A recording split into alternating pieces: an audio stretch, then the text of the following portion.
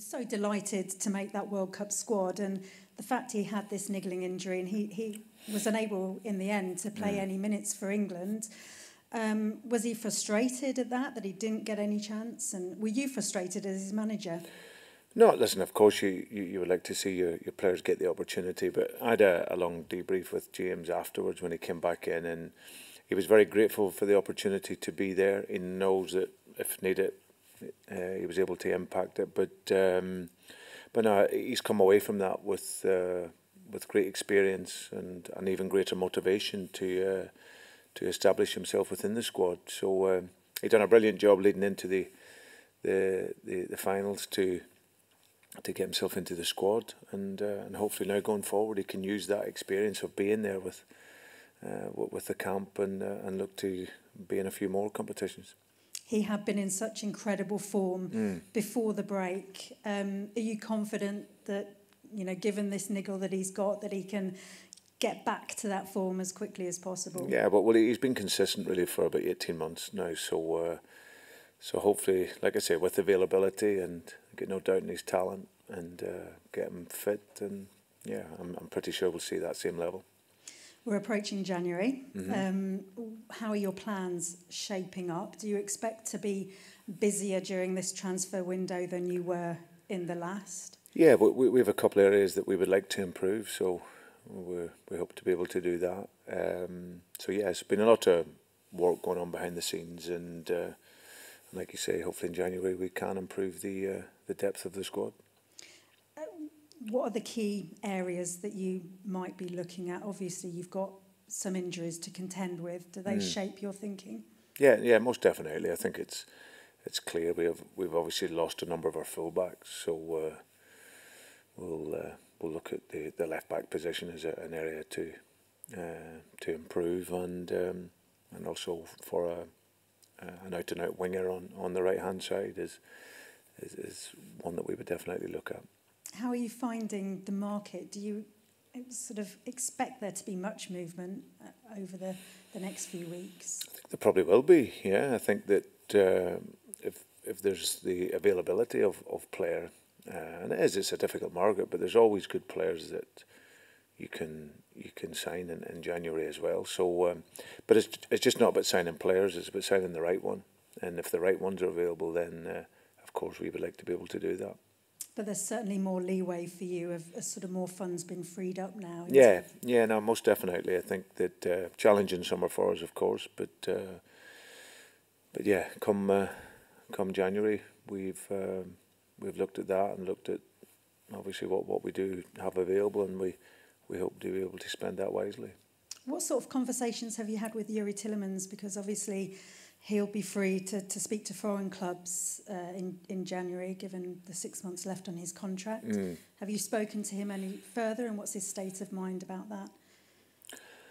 No, I haven't spoken to him since he's come back at any great length on it. It's something that's ongoing between the club and himself. For me, my concentration is on him, the player, and of course I'd love him to be here. You can see he loves being here.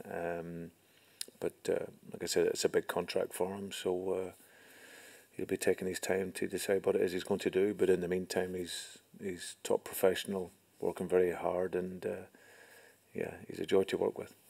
You're getting ready to face a Newcastle side that are currently third in the Premier League table. What have you made to them this season? Yeah, no, they've done made a great start to the season. No, they're a very good side. They've got good physicality in the team and good quality.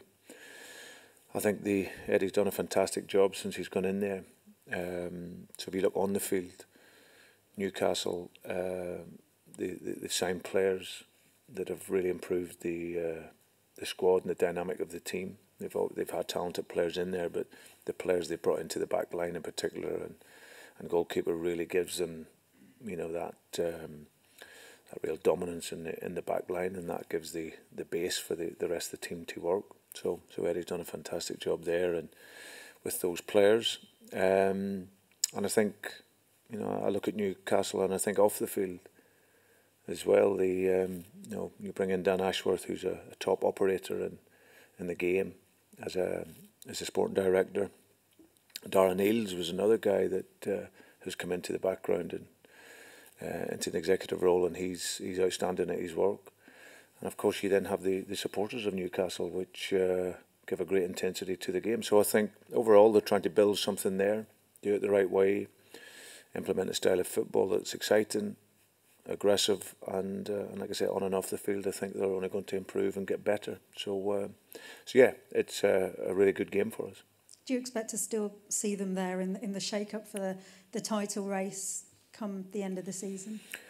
Well, I think there's still a long way to go. It's, you know, the experiences that I've had here when you're up there in those positions is that you need some luck as well with injury. And you know, I said the same thing about Arsenal last year. I felt that they could have been in the top four as long as they keep their best players available. It happened to us where towards the end of our 2 seasons when we just missed out on Champions League, we didn't have our best players available, and that's a challenge. But I'm pretty sure that Newcastle will strengthen their squad, and if they do that, then with the players they have already there, I'm sure there'll be a big motivation to stay there. Hi, Brandon. Okay. Hi. What does Christmas look like for you and the players this year? Yeah, well, we'll be in on Christmas Day in training, so we've had a period where we've had some rest, and then the players have worked really, really hard and done some great work over these last weeks. And now it's back into what would be normal preparation. So yeah, players getting ready. We'll train on Christmas Day and be here and just finalise our plans, and then really look forward to our game on Boxing Day. Yeah, it should be a good one. Team news wise, obviously you touched on James Maddison. You've had the cup win in the week. How are you looking after that one and going into the game with Newcastle? Yeah, we feel in a good way. Of course, we hadn't started the season well, but the consistency along with the structure that the players have played in the last 7 to 8 weeks was absolutely brilliant, and it gave us a real foundation then, and so we hope to continue with that. So the feeling's really good. We feel we're getting back to our level again of quality, and but more importantly our defensive mentality. You know, we weren't defending as well as we have done the last 8 games, what we did in the first 7. So it'll be much better from that perspective. So we want to continue with that mentality. And no fresh injuries from the MK Dons game, I take it? No. We'd only one, which is a real sad one for us. We lost one of our young talents, Will Alves, who came on in that MK Dons game. He actually played in. We wanted him to play in the Youth Cup game the night after, and he played in that. And obviously they went through in the tie, or under 18s, but he was taken out by one of the worst challenges I think I've seen on a football field, which is such a shame for a young player who's 17 and really making his way in the game and making a mark in terms of his training and how he's been. So that is the only real disappointing injury for us, because he's a young player that's been in about it and around it. So we wish him a speedy recovery and getting back. And but apart from that, we're all okay. Devastating for him. Do you know how long he's going to have to miss? Well, certainly the rest of the season he'll be out for. So his rehab will start now over these next few weeks, and he'll have an operation after that. Just finally from me, you touched on it with your praise of Eddie Howe, but I just wonder, on a coaching basis, how impressed you've been with the job he's done since he's taken over there. Of course, they've recruited well, and like you say, they've got people in good positions behind the scenes, and they have spent money, but you've still got to execute a plan, haven't you? And you've still got to bring these players on, and he's done that in spades. Yeah. Done that very well.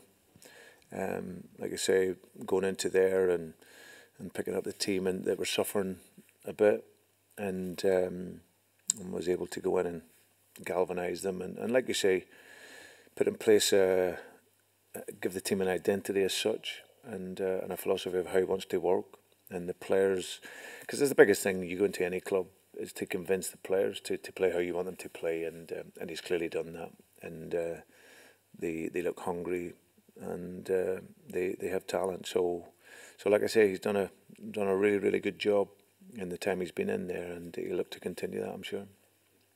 Cheers. Hi, Brendan. Hope you're okay. I wondered if I could pick on some of the other injuries that you've had, maybe longer term ones, and just get an update on those players, if that's okay. How is Ricardo doing? We saw pictures of him in Abu Dhabi. How's his recovery going? He's doing very well. We're hoping that at some point in January, towards the middle to end, that he can rejoin the group. So that's great news. Johnny Evans not so good. Johnny had an injury against Troy,